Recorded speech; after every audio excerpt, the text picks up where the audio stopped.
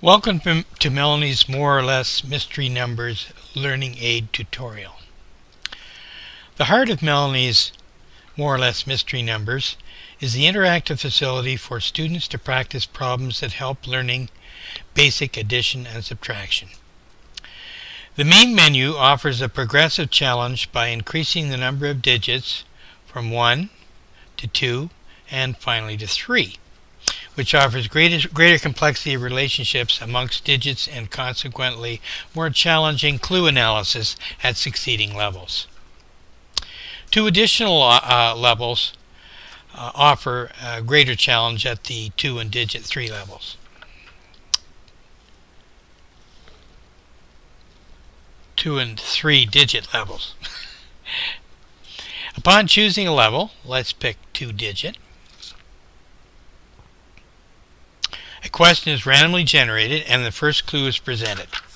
The student may determine the answer from one clue or request a second and then a third clue. In this case, we're going to get a second clue here. It's sometimes possible to answer the question with only one clue and sometimes with 2 clues, and it is always possible to answer with 3 clues. Let's take a look here. The 10 digit is 7 less than 9. So let's say that that's a 2. And the 2 digit is 2 less than 9. The 1 digit is 2 less than 9. So let's say that that's 6. Okay.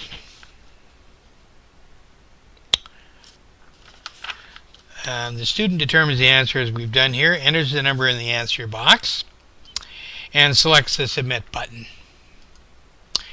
And what do you know? We made a mistake. So we probably should get a little bit more information. The program responds with the appropriate congratulatory message or with the indication that the answer is incorrect and we have to resubmit. Now we have a toolbox here that the student can click on, and we have 3 categories of things.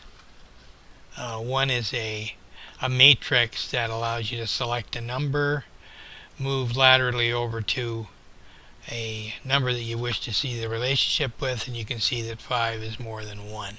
So that's your more or less matrix. We also have arithmetic matrices where again you can determine from selecting a number and a corresponding number that you want the relationship, check it out and see that 4 subtract 4 is going to give you 0. And there's similar ones for the other 3 simple arithmetic operations. And the last thing we have is, of course, a glossary of terms that are used in the clues, and this glossary is restricted to the very basic ones that are used in the more or less mystery numbers clues. So that's what the kind of help you've got, and if we've gone and gotten some of that help, we'll take another look. We'll take a look at our third clue first of all, and it says the 1's digit is 5 more than the 10's digit. Well, 5 more than 2 would be 7.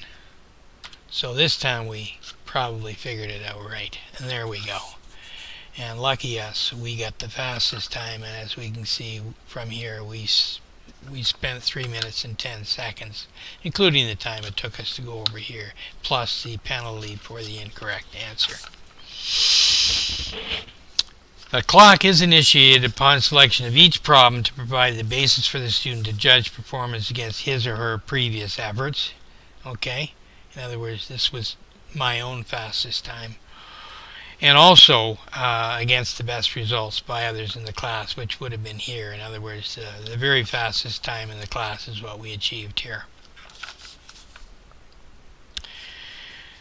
This can be a significant motivator for practice in this format. Teachers may access the student performance information through several reports that may be generated for a specified period.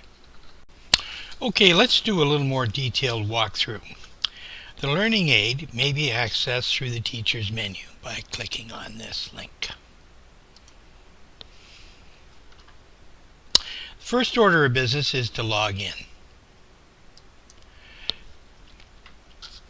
This identifies the user for performance monitoring and subsequent reporting. If the user is in multiple classes, then the desired class must also be chosen.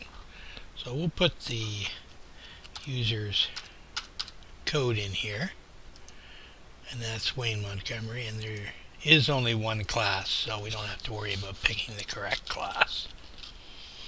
So now that's taken care of, we can initiate generation of a problem by selecting a mystery level. We're going to take the 3-digit one here. A question is then randomly generated, and the first clue is displayed.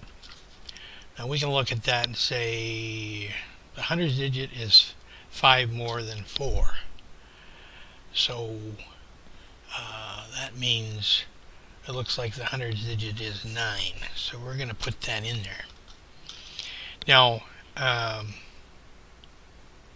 we possibly could answer the question by that, but there's obviously not enough information. So the second clue we get is the 10's digit is 4 more than the 1's digit. Now that really doesn't help us much, because we don't know what either the 10's digit or the 1's digit are. So we're going to check the next thing here. And we get to know that the 1's digit is 7 less than 7. And that to me would be 0.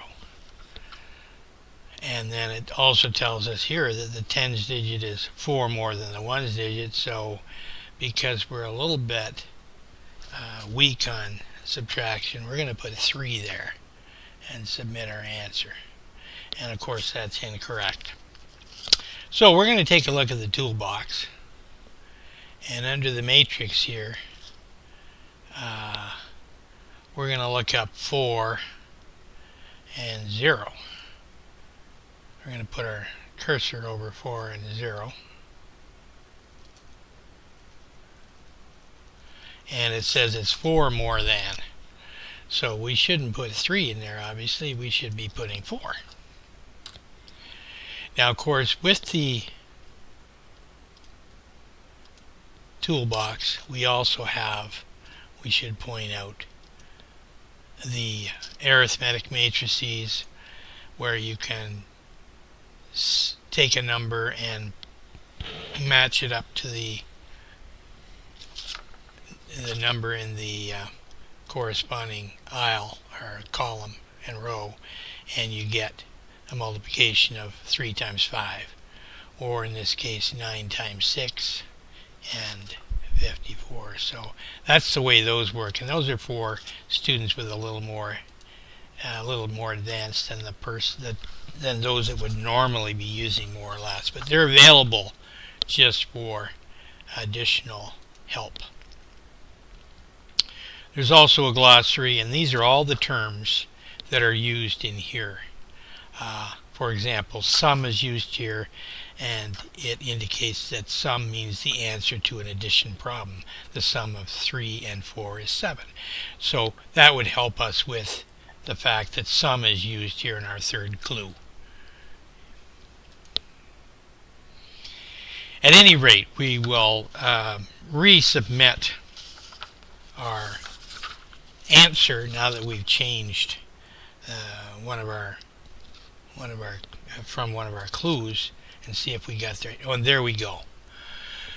So now it's telling us that we got the second fastest time period, and it was our own our time. So in this particular category, we've done pretty well.